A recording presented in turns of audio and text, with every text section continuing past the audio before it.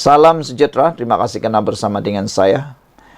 Beberapa hari yang lepas, tular isu menantu ahli parlimen PAS, kononnya menyalahgunakan cara ataupun melariskan produk beliau di pasaran dengan cara yang menggunakan wang derma. Wah, ini betul-betul hangat. Hari ini, Ustadz Azhar Idrus pun kata, haram ambil komisen kutipan derma. Ingat itu bosku. Ustadz Azhar Idrus ni terkenal. Dia kata haram ambil komisen kutipan derma. Jadi ini bagus, harus diingat dan share. Pendakwa bebas Ustadz Azhar Idrus menerusi salah satu siri ceramah agamanya, menegur pihak-pihak yang mengambil wang komisen dari hasil kutipan derma. Kata pendakwah berusia 60 tahun itu, perbuatan mengambil komisen untuk mengaut keuntungan mudah adalah haram. Azhar berkata, ketika ini ramai yang cuba mengaut keuntungan dengan berselindung di sebalik kutipan derma untuk masjid dan tahfiz, tetapi menyalahgunakan wang tersebut untuk kepentingan diri sendiri. Kata beliau, haram. Ramai sangat nak tolong bina pondok, institusi pendidikan Islam, nak ambil duit, buat kerja biar betul, katanya. Upah pengurusan itu sebenarnya kecil sahaja, yaitu 2 hingga 4% sahaja yang dibenarkan syarak. Ini tidak. Dapat derma Rp100.000 untuk pondok. Kita ambil Rp30.000. 30% yang diambil itu bukan kos pengurusan dah. Biar kita ikhlas untuk menolong, katanya. Biar kita guna duit sendiri dan duit sumbangan untuk perkhidmatan, kata beliau lagi. Apabila lama-kelamaan kita mengambil duit sumbangan, kita akan lupa asal tujuan perbuatan kita, bantu surau atau masjid, katanya, menerusi video yang dimuat naik di laman YouTube rasmi penceramah tersebut. Harapan Daily mengambil video tersebut sebagai rujukan selepas baru-baru ini kecoh. Di laman sosial terdapat pihak NGO serta pempengaruh didakwa menggunakan wang derma untuk hidup senang. Ustadz Azhar berkata, individu yang menjalankan aktiviti mengutip derma itu hanya dibolehkan mengambil upah tidak lebih 4% daripada jumlah kutipan diterima saja. Beliau juga mengingatkan kepada semua individu yang terlibat agar tidak mengambil kesempatan terhadap wang amanah yang didermakan oleh orang ramai. Saudara-saudara sekalian, itu pesanan daripada ustaz yang paling terkenal ini, Ustadz Azhar Idrus. Dia kata, haram ambil komisen kutipan derma. Jadi saudara-saudara sekalian, janganlah mengambil komisen dari hasil kutipan derma, kerana ianya perbuatan yang tidak dibenarkan syarak. Mengaut keuntungan mudah adalah haram, katanya. Menurut Ustadz Idrus, hanya beberapa persen saja yang dibenarkan. Katanya sekitar 2 hingga 3% sahaja. Saudara-saudara sekalian, Azhar berkata, ketika ini ramai cuba mengaut keuntungan dengan berselindung di sebalik kutipan derma untuk masjid dan tahfiz. Haram, ramai sangat nak tolong bina pondok, institusi pendidikan Islam, nak ambil duit, buat kerja biar betul, katanya. Upah pengurusan itu sebenarnya kecil saja, yaitu 2 hingga 4% saja yang dibenarkan syarak. Ini tidak, ada pula dapat derma Rp100.000 untuk pondok, dia ambil Rp30.000. 30% yang diambil itu bukan kos pengurusan sudah. Biar kita ikhlas buat menolong, biar kita guna duit sendiri dan duit sumbangan untuk perkhidmatan, kata beliau lagi. Kena dikhawatiri apabila lama-kelamaan kita mengambil duit sumbangan, kita akan lupa asal tujuan perbuatan kita, katanya. Harapan Daily mengambil video tersebut sebagai rujukan selepas baru-baru ini kecoh di laman sosial Terdapat pihak NGO serta pempengaruh didakwa menggunakan wang derma untuk hidup senang. Saudara-saudara sekalian, itu pesan daripada ustaz terkenal ini untuk Anda dan kita semua. Kita jumpa lagi. Bye-bye. Salam sejahtera. Terima kasih kerana bersama dengan saya di Nazilin Unity Channel. Hari ini, 250 orang sertai himpunan Seru Anwar letak jawatan. Peserta rakyat lawan Anwar berhimpun di luar kediaman rasmi Perdana Menteri. Sebelum saya teruskan ulasan dan juga reaksi saya terhadap 250 orang yang menyertai himpunan ini, kita nak tanya dulu kepada mereka, apa sebenarnya yang mahu mereka buat? Apa sebenarnya yang mereka mahu? Balik-balik nak suruh orang letak jawatan, balik-balik nak suruh orang letak jawatan. Nak tanyalah sekarang, kalaulah Anwar Ibrahim letak jawatan, siapa Perdana Menteri yang anda nak cadangkan? Anda nak cadangkan siapa? Takkanlah nak cadangkan Hadi Awang, takkan nak cadangkan Muhyiddin Yassin, takkan nak cadangkan pula Hamzah Zainuddin. Itu kan pembangkang. Di pihak kerajaan pula, kalau nak cadangkan Rafizi Ramli, kamu lagi meroyan, kamu lagi tak suka.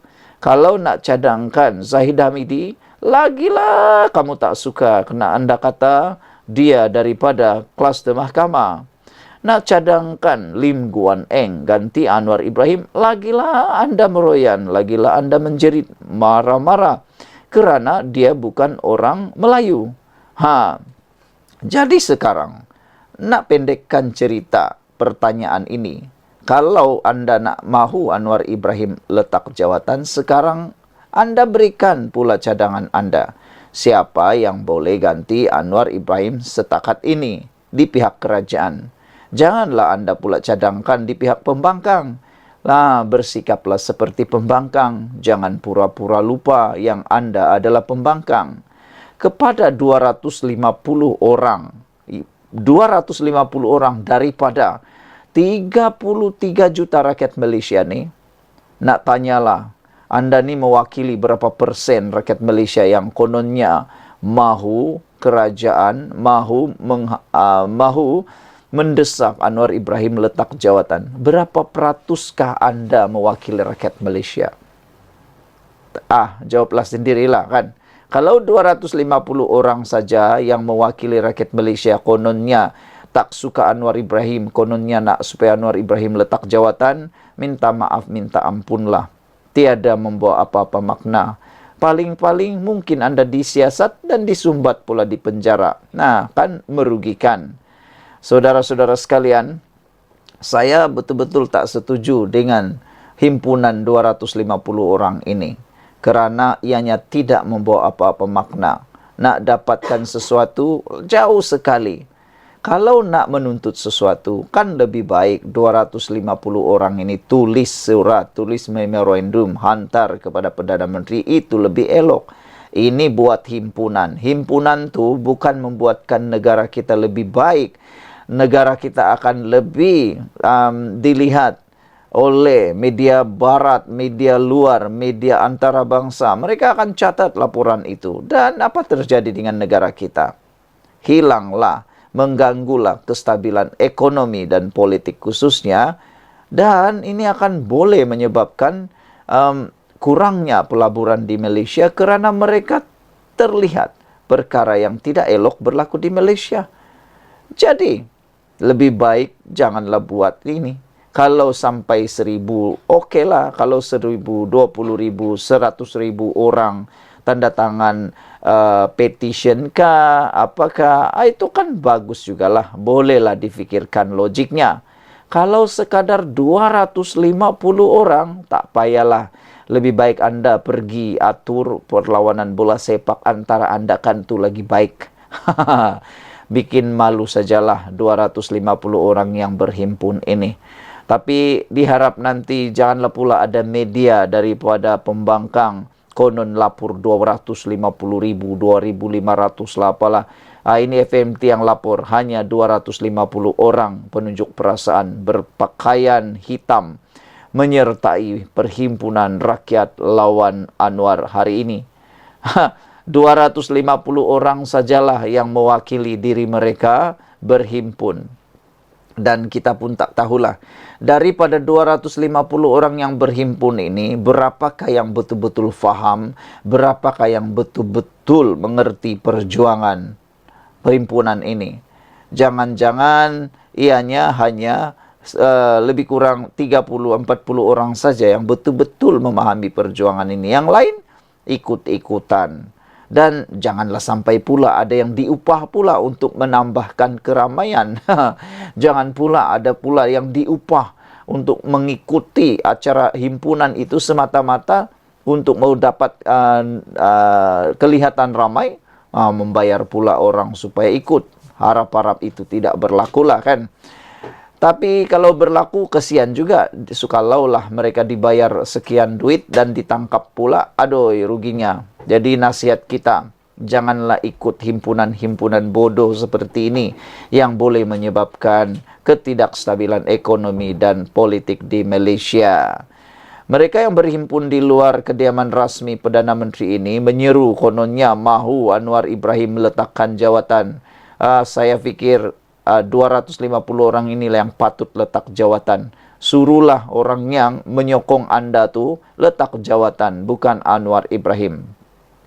Semalam penganjur perhimpunan ini, yaitu Aidil Yunus, berkata mereka akan membuat 8 tuntutan, termasuk menyeru kenaikan harga petrol RON 95 dihentikan, menangani kekurangan beras tempatan, dan menangani isu-isu berkaitan wabak COVID-19.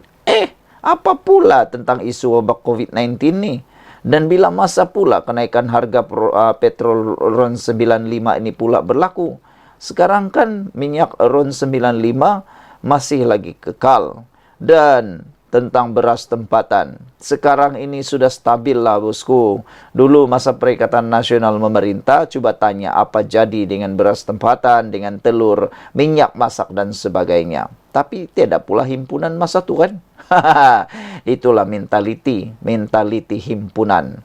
Katanya lagi mereka juga menyeru kerajaan menangani kenaikan kos sara hidup, melindungi kaki tangan penjagaan kesehatan awam, memastikan upah yang adil, menegakkan kebebasan bersuara dan memelihara kedaulatan ekonomi.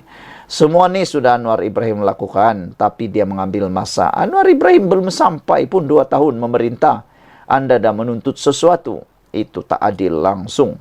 Turut kelihatan dalam kalangan peserta adalah ahli bersatu, Tun Faisal Ismail Aziz dan Badrul Hisham Syarin, serta peguam Rafiq Rashid Ali. Antara penunjuk perasaan menggayakan lambang tembikai atau memakai keffiyah sebagai tanda solidariti dengan rakyat Palestin. Sebelum ini, polis berkata perhimpunan itu tidak mengikut undang-undang kerana gagal mendapat kebenaran pemilik tanah. Perbadanan Putrajaya seperti terkandung dalam Akta Perhimpunan Aman. Saya tidak setuju langsunglah dengan himpunan ini. Apapun, tahniahlah sebab gagal membuat himpunan ini. Hanya 250 orang yang menyertai. Entah 250 orang ni, itulah yang saya kata tadi. Berapa orang yang faham dan berapa yang tak faham. Jangan-jangan ada pula yang diupah. Harap-harap tiadalah kan. Sekian dulu Malaysia kita punya. Kita juga sama-sama cintai Malaysiaku. Bye-bye. Salam sejahtera. Hari ini sekali lagi tindakan kerajaan memberikan subsidi bersasar menemui jalan yang terbaik dan terbukti memberikan hasil yang baik untuk negara, tidak seperti yang diwar-warkan oleh pembangkang. Saudara-saudara sekalian, apapun yang dilakukan di dalam dunia ini perlu masa, ianya tidak memberikan kesan serta-merta, dan untuk menjadikannya sempurna mengambil masa. Apalagi dengan berkaitan subsidi bersasar. Memang diakui ada beberapa perkara yang perlu diperbaiki, tetapi ianya akan diteruskan. Hari ini, pembekal ayam segar lega. Budi Madani RM200 bantu mengurangkan beban. Seorang pembekal ayam segar di Puncak Alam mengakui bantuan Budi Madani RM200 yang diberikan kerajaan sedikit sebanyak membantu operasi perniagaannya. Walau ramai mengatakan jumlah tidak mencukupi, namun Saiful Ahmad memahami bantuan itu diberikan bukan untuk menampung kesemua kos bahan api, namun bagi menampung tambahan bayaran selepas penyasaran subsidi diesel dilakukan. Kata beliau, memanglah ada orang kata RM200 itu sedikit, tetapi saya faham ia diberi untuk menampung tambahan bayaran apabila diesel naik, katanya lagi. Ia bukan bermaksud untuk bayar semua kos, tetapi ramai mungkin salah anggap, kata peniaga berusia 55 tahun itu memetik utusan Malaysia. Selain budi madani, kerajaan turut mengurangkan beban dengan meneruskan bantuan subsidi kepada kenderaan pengangkutan awam, darat, serta pengangkutan barangan menerusi sistem kawalan diesel bersubsidi. Sementara itu, Presiden Persatuan Pekebun Sayur Cameron Highlands, Chai Kok Lim berkata, sehingga kini kira-kira 200 daripada 800 ahlinya telah menikmati bantuan wang tunai RM200 itu. Ada yang permohonannya ditolak kerana tidak menepati syarat. Namun kata Kok Lim, pihaknya telah menyampaikan permasalahan itu kepada Timbalan Menteri Kewangan Lim Hui Yi baru-baru ini. Ada ahli kami masih menunggu kelulusan. Namun ada juga ditolak kerana tidak cukup syarat kerana jualan melebihi RM300,000 seperti disyaratkan. Kami telah minta syarat dilonggarkan untuk syarikat catat jualan lebih RM1 juta. Perkara ini telah dimaklumkan kepada Timbalan Menteri Kewangan Lim Hui Yi dalam lawatannya baru-baru ini. Kami mengharapkan keterbukaan kerajaan untuk mendengar rayuan kami bagi memperbaiki dasar berkaitan, katanya. Subsidi diesel tidak pernah ditarik, dimansuh maupun dinaikkan. Sebaliknya, kerajaan melaksanakan penyasaran dengan memastikan golongan benar-benar layak sahaja dapat menggunakan subsidi kerajaan. Bagi individu menggunakan kenderaan berdiesel sebagai kenderaan persendirian, kerajaan menjanjikan bantuan tunai RM200 setiap bulan kepada yang layak. Sekian dulu untuk kali ini. Jangan lupa share video ini. Kita jumpa lagi. Malaysia kita punya. Kita jaga sama-sama, cintai Malaysiaku. Bye-bye. Salam sejahtera, terima kasih kerana bersama dengan saya di Nazilin Unity Channel. Ini berita terkini yang kita terima yang amat menggembirakan seluruh rakyat Malaysia. Di saat pentadbiran Kerajaan Perpaduan Madani dikecam hebat kononnya gagal di dalam mentadbir negara, hari ini kita dapat berita yang paling baik apabila kerajaan telah pun mengumumkan berita baik. Tiada kenaikan tarif elektrik di Semenanjung. Kerajaan mengumumkan tiada kenaikan tarif elektrik kepada semua pengguna elektrik di Semenanjung Malaysia bermula 1 Julai hingga 31 Disember ini. Kementerian Peralihan Tenaga dan Transformasi Air memaklumkan melalui keputusan itu, pengguna domestik perlu dilindungi melalui pelaksanaan subsidi elektrik secara bersasar. Secara keseluruhannya, jumlah subsidi elektrik secara bersasar bagi tempoh tersebut akan dibiayai kerajaan sebanyak RM2.192 bilion Malaysia. Selain itu, pengguna komersial dan industri akan menikmati penurunan kadar secaj ICPT sebanyak 1 sen per kilowatt jam bagi tempoh yang sama. Kerajaan juga bersetuju menurunkan secaj sebanyak 1 sen kilowatt per jam kepada kategori lampu jalan, tarif G dan G1 di bawah seliaan pihak-pihak berkuasa tempatan. Melalui keputusan ini, kerajaan komited untuk memastikan kesejahteraan rakyat terus terjamin dengan memastikan pengguna domestik terus dilindungi melalui pelaksanaan subsidi elektrik secara bersasar, katanya dalam satu kenyataan hari ini. Rebate 2 sen per kilowatt jam dikekalkan bagi 6.9 juta pengguna domestik di bawah 600 kilowatt per jam. tiada perubahan kepada 1,3 juta pengguna di bawah 1,500 kW per jam dan rebate 10 sen per kilowatt jam untuk 85,000 pengguna melebihi 1,500 kW per jam. Dalam pada itu, kerajaan berharap agar penurunan kadar secaj ICPT dapat terus mengekalkan kestabilan harga barangan di pasaran di samping menyokong usaha kerajaan untuk menggalakkan pelaburan di Malaysia, memandangkan peluang pekerjaan kepada rakyat dan merancangkan ekonomi negara. Kementerian percaya bahawa pelaksanaan subsidi elektrik secara bersasar merupakan pendekatan yang terbaik pada masa ini supaya dapat mengurangkan komitmen subsidi kerajaan. Peruntukan tersebut sebaliknya akan disalurkan dalam pelbagai bentuk bantuan lain kepada rakyat serta membolehkan kerajaan terus menambah baik infrastruktur awam, penjagaan kesihatan dan menyokong sektor pendidikan negara jelasnya lagi.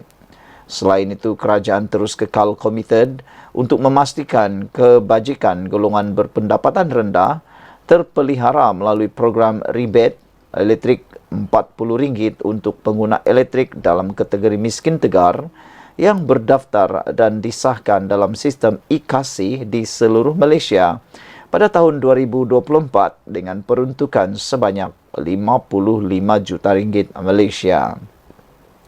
Pengguna yang layak boleh membuat simakan status kelayakan masing-masing di laman Sesawang. Sekian dulu untuk kali ini. Jangan lupa ikuti terus ulasan di channel ini. Jangan lupa tinggalkan komen Anda. Bye-bye. Salam sejahtera. Ini analisis terkini berkait dengan PRK Sungai Bakap yang Anda harus dengar dan share kepada ramai orang.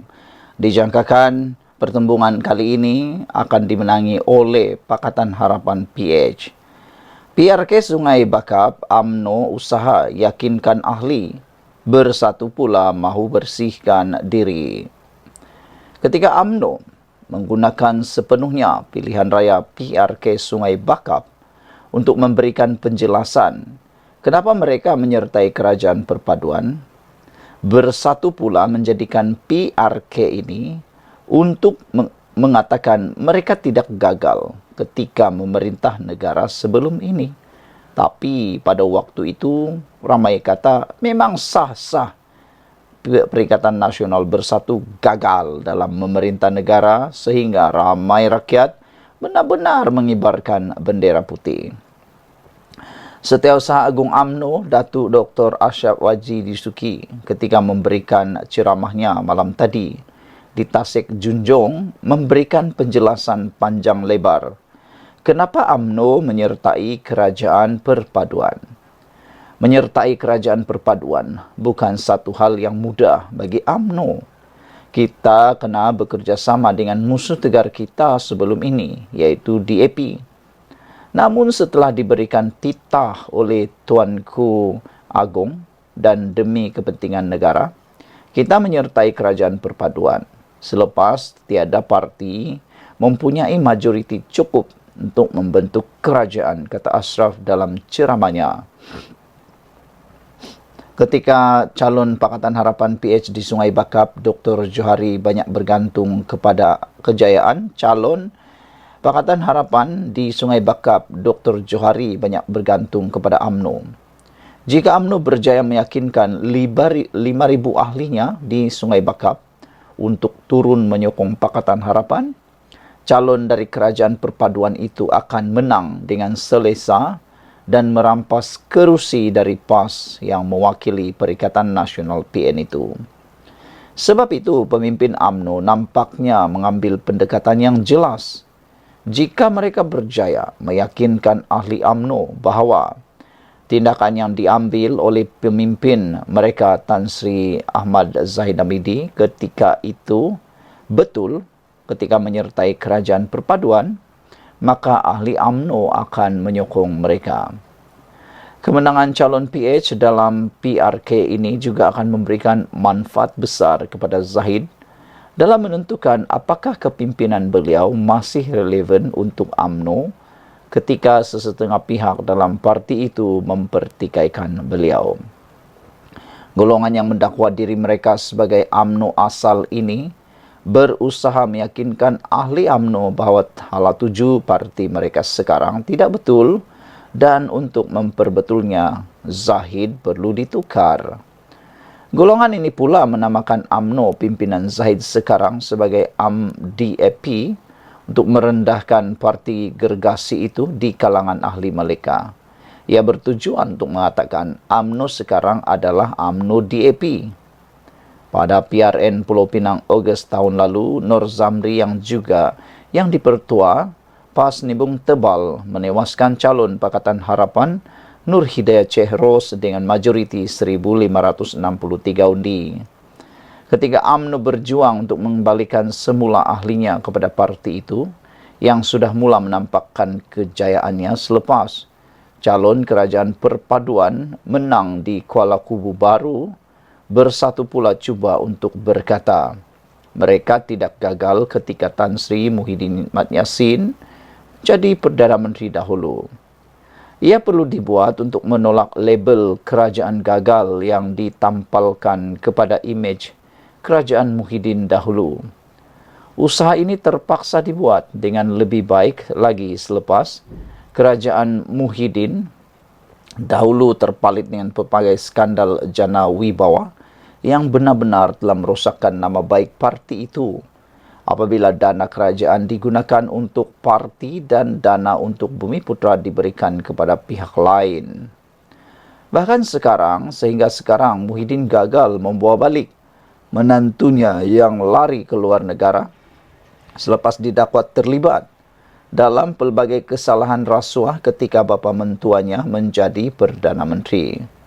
Apa yang berlaku kepada Bersatu sudah tentu menyebabkan ramai pemimpin dan akar umbi PAS marah kerana ia telah merosakkan nama baik PAS yang selama ini sangat berbangga kononnya mereka parti yang bersih. Namun beban Bersatu sedikit sebanyak berjaya ditepis selepas anak Menteri Besar Perlis yang juga menantu Presiden PAS, Tan Sri Abdul Hadi Awang, didakwa atas kesalahan salah laku. Saya difahamkan Menteri Besar Perlis juga mempunyai kes untuk dijawab di Mahkamah Ekoran kes ini. Ketika berucap di Kepala Gajah Jumaat semalam, Muhyiddin berusaha bersungguh-sungguh untuk meyakinkan penyokong bahawa beliau dan pemimpin PN telah melakukan perkara yang betul semasa memerintah negara sebelum ini. Saya telah ditakdirkan untuk menjadi Perdana Menteri ketika COVID-19 melanda negara.